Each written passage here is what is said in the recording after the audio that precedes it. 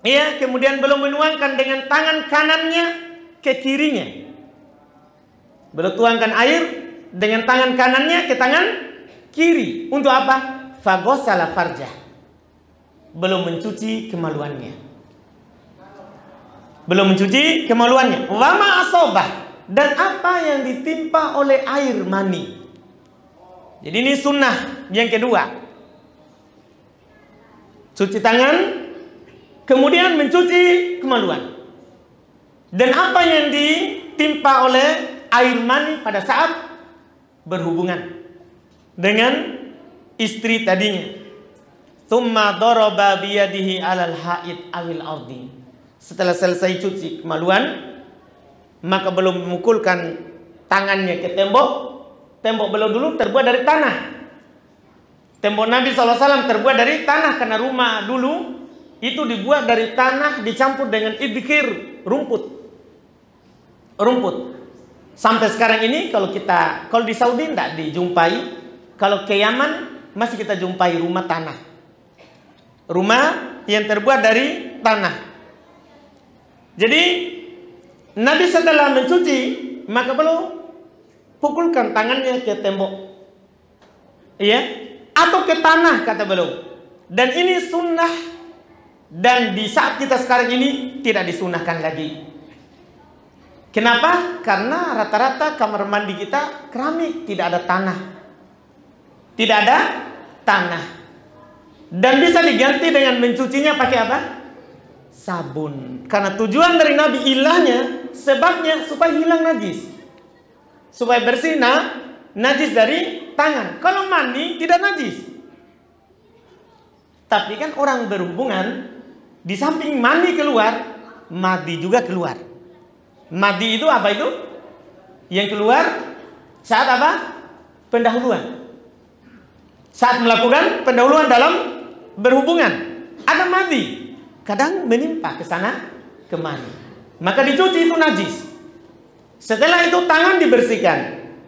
Sekarang sunnah ini tidak ada lagi, karena rumah kita bukan lagi tanah. Ini disebutkan oleh para ulama rahimahumullah. Tapi kita tetap sunnah mencuci tangan setelahnya. Setelah itu, tsumma tawaddo'a wudu'ahu lis-shalah. Kemudian Nabi SAW berwuduk seperti wuduknya ketika mau sholat. Artinya belum mencuci kembali tangannya, berkumur-kumur dan memasukkan air ke hidung, kemudian mengeluarkan, kemudian mencuci apa? Wajah, mencuci tangan sampai ke siku, dan mengusap kepala. Itu wuduk seperti wuduk sholat. Kecuali kaki, belum wuduk sempurna, tsumma afadal ma'ala badani, kemudian belum menyiramkan air di atas badannya. Setelah itu tsumma tanaha. Kan dulu enggak sampo, enggak sabun. Iya. Jadi cukup siram, apalagi Madinah, air sedikit. Nabi SAW kalau mandi pakai satu sok. Tahu satu sok? 4 telapak tangan orang dewasa. Satu yang digabungkan. 1, 2, 3, 4. Orang biasa, telapak tangan orang biasa. Nabi mandi pakai satu sok. Jadi baru berwudu dan menyiramkan air di seluruh badannya. Tsumma tanaha, kemudian belum menjauh dari tempat mandinya tadi, faghassala rijlaihi. Setelah itu belum mencuci kedua kakinya. Untuk kita sekarang juga ini dikatakan oleh para ulama, tidak dibutuhkan lagi menjauh. Karena dulu, kenapa menjauh? Karena dikhawatirkan tempat kita duduk atau berdiri mandi ada najis di bawah. Maka kita mundur sedikit, minggir sedikit, baru cuci kaki. Kalau sekarang, alhamdulillah, WC kaum muslimin rata-rata pakai apa? Iya, seperti kamarnya orang dulu. Masya Allah. Iya, jadi tidak perlu. Ini tidak disunahkan lagi. Tidak disunahkan lagi. Apa caranya ini? Jadi yang berbeda adalah di fokus kita di hadits Maimunah ini, kaki diakhirkan setelah selesai. Jadi kita wuduk semuanya kecuali kaki. Kaki kapan? Setelah mandi. Berarti kalau kita mandi sekarang pakai sampo, pakai sabun dulu semuanya, berarti setelah semuanya. Setelah semuanya. Ini cara mandi sempurna. Ini namanya mandi sempurna. Cara pertama. Cara kedua, dinukil dalam hadis riwayat dari Aisyah radhiyallahu taala anha. Seperti tadi, cuma ada perbedaan sedikit. Kalau tadi kan tidak ada menyelai-nyelai kepala, langsung habis wudhu biasa langsung siram. Di hadis Aisyah ada cara kedua. Perhatikan cara kedua ini. Kata beliau radhiyallahu taala anha, kana Rasulullah sallallahu alaihi wasallam idza tasala minal janabah. Adalah Nabi sallallahu alaihi wasallam apabila beliau mandi dari junub, fayaghsilu yadai, sama, maka beliau mencuci kedua tangannya. Sama dengan hadits Maimunah. Tsumma yufrigu bi yaminihi ala shimali, sama. Kemudian beliau menuangkan air dengan tangan kanan ke tangan kiri, bukan kiri dengan kanan ya, karena kiri mau mencuci najis. Mau mencuci najis. Fayaghsilu farjah, masih sama. Maka belum mencuci setelah itu kemaluannya. Sama dengan hadits Maimunah. Tsumma yatawaddo'a wudu'ahu lis-shalah. Kemudian beliau berwudu salat sempurna semuanya. Dari semuanya tadi sampai kaki. Wudu sempurna. Ini bedanya dengan hadis yang Maimunah. Nabi SAW berwudu dengan sempurna.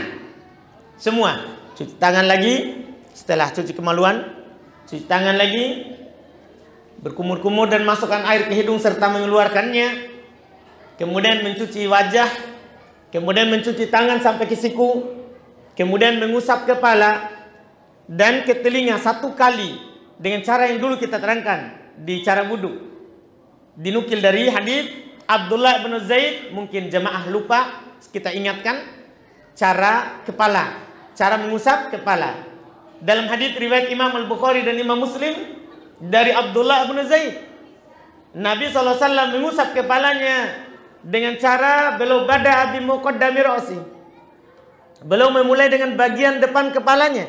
Bagian depan maksudnya tempat tumbuh rambutnya orang biasa. Bukan orang yang luar biasa yang tidak ada rambutnya. Ya, orang biasa. Tempat tumbuhnya rambut orang kebanyakan. Belum memulai dari situ, kemudian belum menjalankan ke belakang ila qafah, sampai ke ujung tumbuhnya rambut di belakang. Sampai ke lehernya. Tapi tidak masuk leher. Adapun hadis terkait dengan keutamaan mengusap leher, itu hadis palsu. Hadis palsu. Yang siapa yang mengusap lehernya, maka tidak akan haus di hari kiamat. Itu hadis palsu. Ya, jadi sampai ke tempat tumbuhnya rambut. Ke belakang. Kemudian belum kembalikan ke depan. Dan dilanjutkan dengan hadis ya, Abdullah bin Amr bin Al-As, bahwa Nabi turunkan ke telinganya dan memasukkan jari telunjuk di bagian dalam dan ibu jari di bagian luar telinga. Jadi seperti ini, Pak. Ke belakang, kemudian ke depan, turun ke telinga, jari telunjuk masuk di bagian dalam telinga, ibu jari di bagian luar, kemudian dijalankan ke atas. 1 kali. 1 kali. Berdasarkan hadis yang sangat banyak. Di hadis Abdullah bin Zaid juga dinukil marra wahidah, 1 kali. 1 kali. Ini berwudu namanya dengan sempurna. Usap kepala seperti itu. Kemudian cuci kaki sampai ke mata kaki. Setelah itu baru beliau lanjutkan. Tsumma ya'khudul ma'a fayudkhilu asabi'ahu fi usuli sya'ri. Kemudian belum mengambil air setelah sempurna wudu, maka belum mengambil air dan belum memasukkan jari-jarinya ke pangkal rambutnya. Belum masukkan jari-jarinya ke pangkal rambutnya. Jadi ambil air dan memasukkan jari-jarinya di mana? Di pangkal rambut. Ini perbedaannya di hadis siapa? Maimunah. Maimunah tidak ada mengambil air dan dimasukkan dulu ke jari, tapi langsung siram. Kalau ini, jadi beliau ambil air dengan tangannya dan beliau memasukkan jari-jarinya ke pangkal rambutnya. belum masukkan. Sampai kapan? Hatta idza ra'a an qad istabara'ah.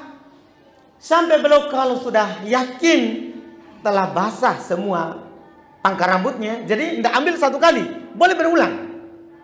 Jadi beliau ambil, taruh, ambil lagi sampai beliau yakin kalau sudah basah kulit kepalanya, bukan rambutnya, kulit kepalanya sudah masuk air, maka hafana ala ra'sihi salas hafana, maka beliau menyiram kepalanya 3 kali. Jadi setelah itu beliau ambil air, siram kepala 3 kali. Ambil air, siram, ambil, siram, ambil, siram. Boleh juga satu timba, satu, sisakan lagi, satu, sisakan lagi, satu lagi. Kalau cukup. Iya, kalau cukup hal tersebut. Boleh. Ini 3 kali. Setelah itu, thumma afadha ala sa'iri jasadihi. Kemudian belum menyiramkan seluruh badannya. Tidak ada kata 3 kali. Tidak ada kata 3 kali. Jadi kepala saja 3 kali. Setelah itu siram badan. Selesai mandi sempurna. Selesai mandi sempurna. Ini cara kedua. Ini cara kedua. Dengan cara kedua ini telah sempurna pembahasan tentang mandi junub. Semuanya selesai. Mandi cukupnya sudah, mandi sempurnanya sudah. Dan mandi sempurna ini ada berapa cara? 2. Bisa dipraktekkan sebentar malam 1, ya, besok lagi 1. Nggak harus yang sudah menikah, biar belum menikah, ulang mandi, praktek. Yeah. Karena dia lebih diingat kalau dipraktekkan. Kalau kita hanya dengar, cepatmu saudara, selesaikan sedikit, tidak bisa. Hah? Nggak bisa? Baiklah. Iya. Nggak bisa selesai berarti ya. Alhamdulillah, Masya Allah. Tadi saya siapkan sampai selesai, tapi alhamdulillah. Baik, kita lanjut. Tanya jawab. Sebelum berlanjut, alhamdulillah. Ini masalah semua ini tidak mengganggu antum. Ada lampu, tidak mengganggu. Kita cuma dikasih sama muhsinin. Jadi kalau tidak dipakai kasihan, tidak jalan amalannya. Bukan kita beli, ini semua diadakan sama orang. Ada muhsinin yang sumbang, kita mendoakan. Kita cuma pengen supaya pahalanya jalan. Cuman ingin pahala orang menyumbang itu jalan, jadi kita pakai. Tapi kalau mengganggu, kita angkut. Ini percobaan saja. Kalau mengganggu, bilang saja. Mengganggu itu tidak boleh. Sudah kita angkut. Mengganggu? Enggak? Alhamdulillah. Ini ada pertanyaan. Bismillah. Bagaimana hukum membaca bismillah ketika akan berwudu? Sunnah. Kita sudah jelaskan tadi bahwa membaca bismillah ketika ingin berwudu hukumnya adalah apa? Sunnah. Tidak ada hadis yang sahih terkait dengan anjuran baca bismillah ketika berwudu. Tidak ada hadis yang sahih. Al-Imam Al-Bukhari rahimahullah ta'ala berdalil akan sunnahnya membaca bismillah sebelum berwudu itu dengan hadis Ibn Abbas. Kita tahu tentang hadis apa? Hadis tentang berhubungan. Hadis tentang berhubungan suami istri. Ketika seorang mendatangi istrinya, sunnah baca apa? Bismillah. Di situ saja sunnah, apalagi di wudu, ibadah besar kepada Allah Subhanahu wa ta'ala. Jadi hukumnya adalah sunnah. Ada hadis yang menunjukkan wajibnya atau menunjukkan sunnahnya secara khusus, tapi disebutkan oleh Imam Ahmad rahimahullah ta'ala tidak ada yang sahih. Tidak ada yang sahih. Jadi yang benarnya terkait dengan masalah membaca bismillah dalam berwudu sunnah. Dari sini nanti kalau ada orang bertanya, apa hukum membaca bismillah dalam WC, mau berwudu dalam, sudah terlanjur masuk, sudah mandi mau berwudu, boleh nggak di dalam sebelum baca bismillah? Boleh, tidak apa-apa. Kan hukum membaca bismillah adalah apa?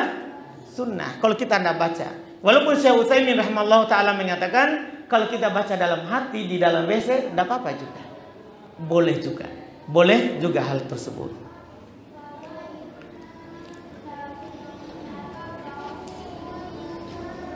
Kemudian selanjutnya ini pertanyaan kedua, adakah dari Rasulullah melarang untuk mandi di waktu-waktu tertentu? Misalnya 30 menit ba'da asar, setelah maghrib, setelah isya sampai jam 12 malam. Wallahualam, tidak tahu.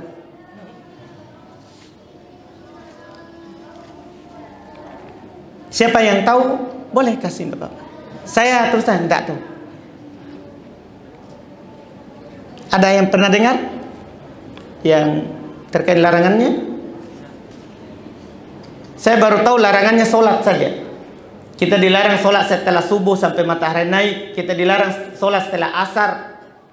Setelah sholat asar kita dilarang sholat saat matahari di atas kepala kita. Kita dilarang sholat saat matahari terbit. Itu sih kalau sholat. Kalau mandi tidak ada ilmu.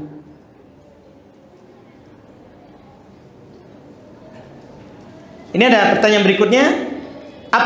Apakah harus berwudu dulu sebelum melakukan zikir pagi dan petang? Tidak harus.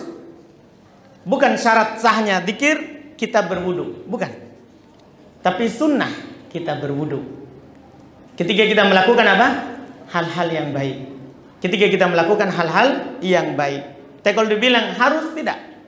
Kata Aisyah radhiyallahu taala anha, kana Nabi sallallahu alaihi wasallam yadhkurullah fi kulli ahyani. Adalah Nabi sallallahu alaihi wasallam berzikir kepada Allah di setiap keadaannya. Bahkan walaupun belum junub, belum berzikir. Karena bukan syarat sah dan diterimanya zikir kita harus berwudu. Tidak harus. Iya, berdasarkan hadis yang kami bacakan tadi. Dan kalau zikirnya bukan dari Al-Quran, boleh tanpa wudu. Bahkan kalau perempuan lagi haid, boleh berzikir. Laki-laki lagi junub, boleh berzikir. Boleh. Kalau selain lafaz Al-Quran, disepakati. Selain lafaz Al-Quran, disepakati. Iya, disepakati. Adapun lafaz Al-Quran, para ulama berselisih terkait dengan hal tersebut.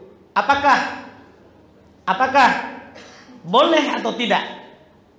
Dan pendapat mayoritas boleh kalau dari hafalannya, bukan langsung menyentuh Al-Quran mushaf. Boleh dari hafalan. Misalnya kita mau baca zikir pagi dan petang 3 kul, surat Al-Kafirun, surat apa? Surat ayat kursi, boleh. Berdasarkan hadis yang mayoritas pakai hadis Aisyah barusan. Nabi SAW berzikir kepada Allah Subhanahu Wa Taala di setiap keadaan beliau. Termasuk zikir adalah membaca Al-Quran. Termasuk zikir adalah membaca Al-Quran. Itu dibolehkan dan itu pendapat yang benar insyaallah taala dalam masalah tersebut.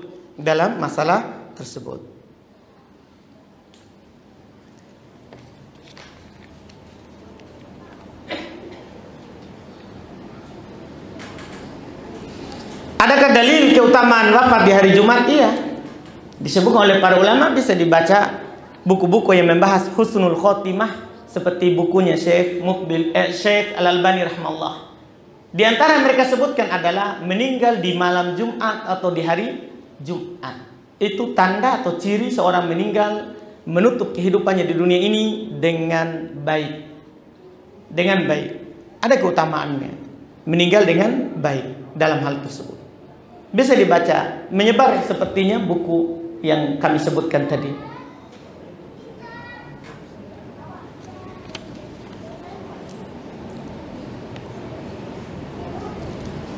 Ini ada pertanyaan berikutnya. Apabila saat mandi junub setelah wudhu, akan tetapi kita buang air kecil atau kentut, apakah perlu wudhu lagi? Ini ada pembahasan setelahnya, yaitu apakah ketika kita mandi junub mencukupi dari hadas kecil? Iya, ini kita akhirkan di berikutnya, karena tidak enak kalau disampaikan duluan. Kita akhirkan. Atau sudah butuh sekali? Kalau sudah dibutuhkan sekali bisa, tapi kayaknya tidak ya. Hadir nanti insyaallah. Alhamdulillah. Ustaz, kapan saat memakai sampo dan sabun? Dari kita aja. Kapan kita mau? Mau sebelum mandi atau saat mandi atau setelah mandi? Kita aja. Itu tidak diatur, saudara. Kita sendiri yang atur. Kapan yang tepat? Iya.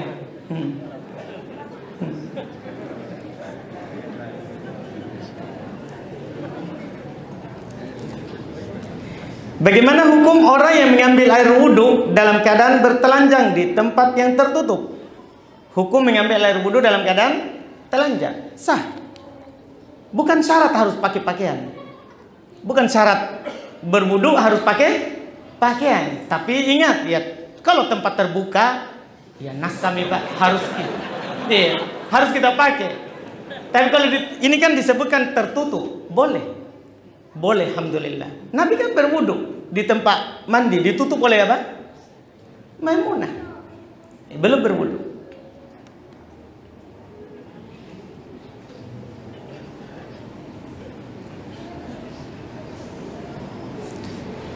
Apakah hadisnya sahih yang menyatakan bahwa anak yang baru lahir dan menangis karena ditusuk lambungnya sama setan? Wallah alam, kejamnya ini kehidupan. Iya. Tidak tahu. Iya. Masya Allah. Iya. Bahkan ada hadis yang berlawanan dengannya. Yaitu siapa yang mendatangi istrinya, dia baca Allahumma jannibna syaitan wa jannibi syaitan mimma rozaqtana. Ketika seorang mendatangi istrinya, dia baca bismillah. Dan dia membaca, ya Allah, jauhkanlah kami dari syaitan. Dan jauhkanlah syaitan dari rezeki yang Engkau berikan kepada kami berupa anak nanti. Itu syaitan tidak akan membahayakannya. Tidak akan membahayakannya. Ketika ada seorang sudah begitu, kalau lahir, kan anaknya menangis.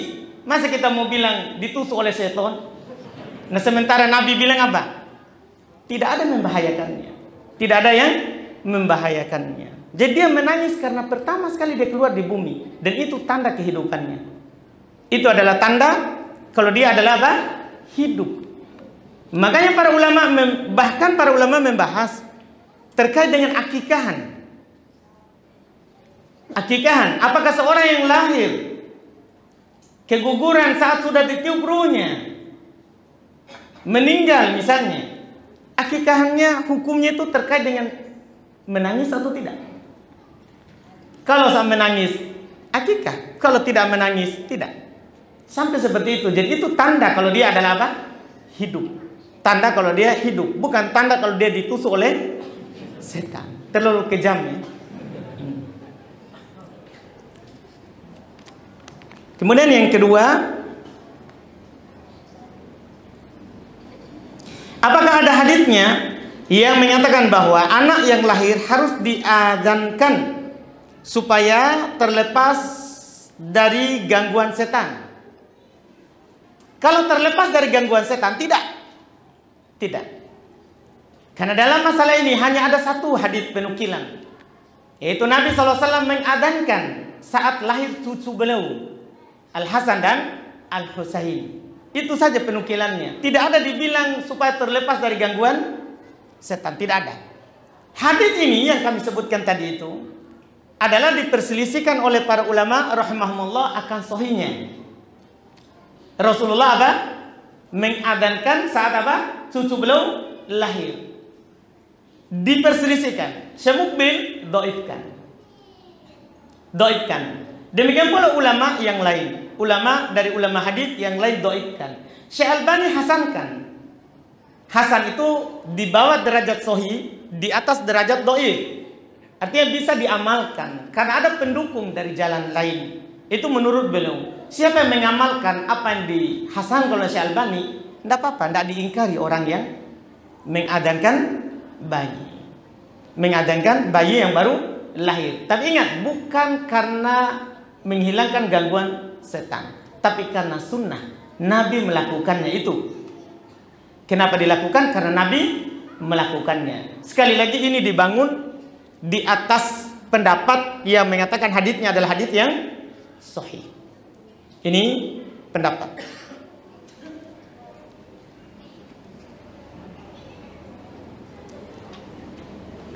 Jika kita ketinggalan sholat berjamaah di masjid, yang mana lebih afdol?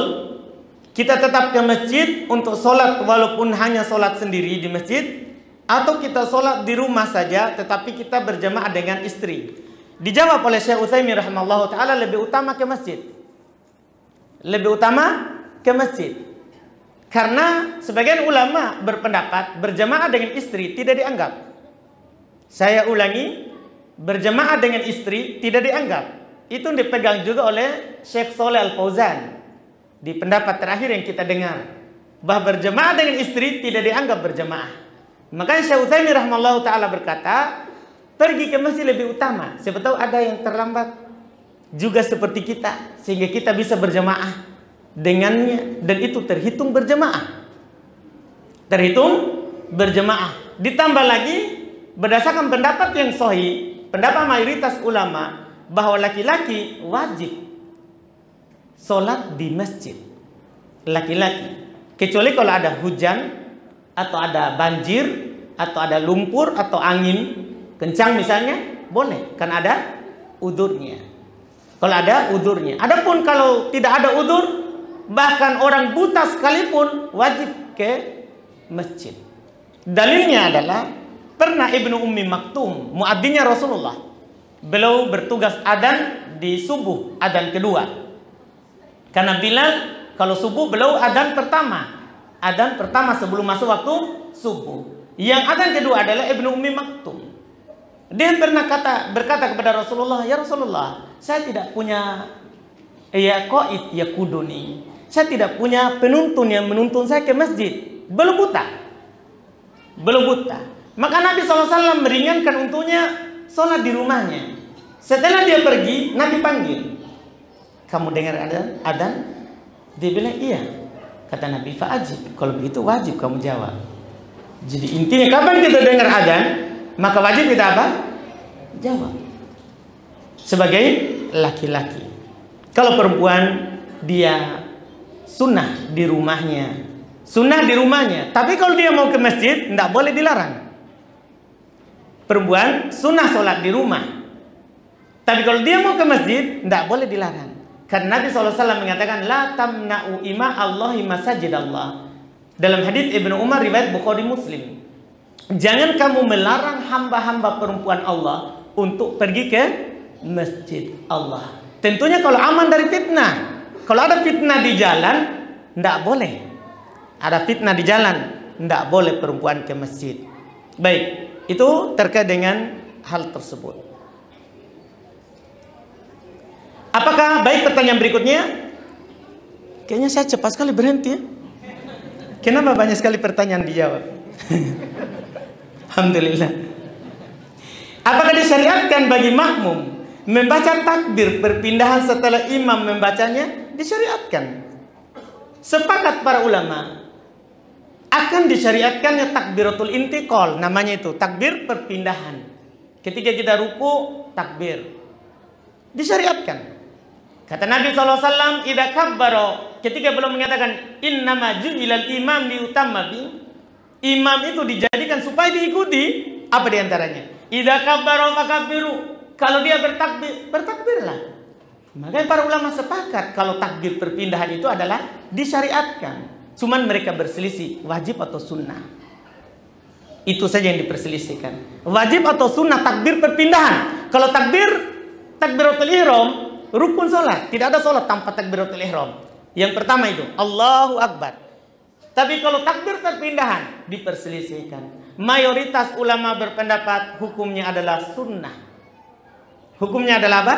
Sunnah. Artinya kalau dia tidak ikut takbir, cuman dia ruku, dia sujud, sah sholatnya. Yang mengatakan wajib sah juga tapi berdosa. Sah juga tapi berdosa. Jadi kalau kita bertanya apakah disyariatkan, sepakat itu.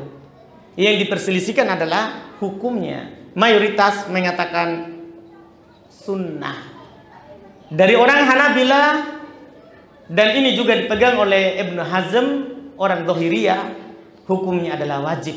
Cuman dalilnya tidak ada yang menjelaskan wajibnya. Mereka cuma berdalil dengan dalil umum, hadits Malik ibn Huwairid, riwayat Imam Al-Bukhari, riwayat Imam Muslim, riwayat Imam Muslim. Sallu kama ra'aitumuni usolli. Salatlah sebagaimana kalian melihat saya salat. Itu yang mereka pakai. Itu yang mereka pakai. Yang benarnya pendapat jumhur mengatakan sunnah. Terakhir, baik. Apakah disyariatkan mengangkat tangan saat berdoa antara adzan dan iqamat?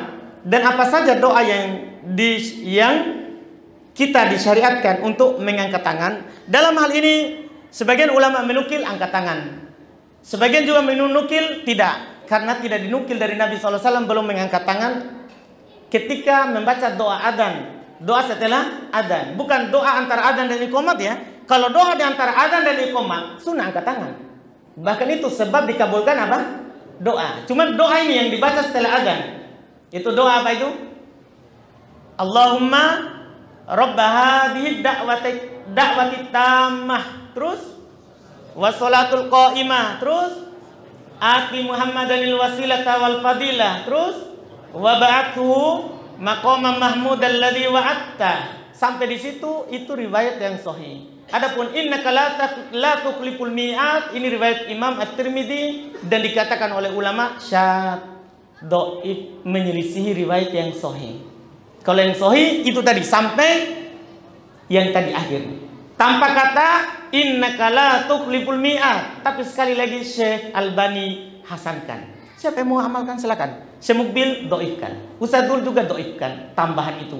Innaka la tukhliful mi'ad. Kenapa? Karena rawinya menyelisih rawi yang lebih kuat. Karena rawinya menyelisih rawi yang lebih kuat. Jadi ada masalahnya. Dikatakan oleh para ulama hadis dia adalah riwayat yang syadz. Syadz itu termasuk pembagian hadis dhaif. Tambahannya. Jadi doanya itu tanpa angkat tangan kalau doa itu. Boleh juga kita baca raditu billahi rabban wa bil islami dinan wa bi Muhammadin nabiyan wa rasula. Boleh juga kita baca itu. Boleh juga kita baca itu. Itu selain yang kita ucapkan dengan mengikuti apa yang dikatakan oleh siapa? Si muadzin. Itu lebih pokok lagi sunnahnya. Lebih pokok lagi. Bahkan sebagian ulama mengatakan wajib. Sebagian mengatakan wajib kita ucapkan seperti yang diucapkan oleh muadzin. Kecuali hayyalas shalah sama hayyalal al falah. Kita ucapkan la haula wala quwata illa billah. Mungkin bisa dipahami. Ini tidak sunnah angkat tangan. Adapun kalau mau doa karena waktu mustajab antara adzan dan iqamah, mau berdoa angkat tangan, boleh. Sunnah. Selain bacaan tadi alhamdulillah kita cukupkan, semoga bermanfaat. Subhanakallahumma hamdik, asyhadu an la ilaha illa anta astaghfiruka wa atubu ilaik. Assalamualaikum warahmatullahi wabarakatuh.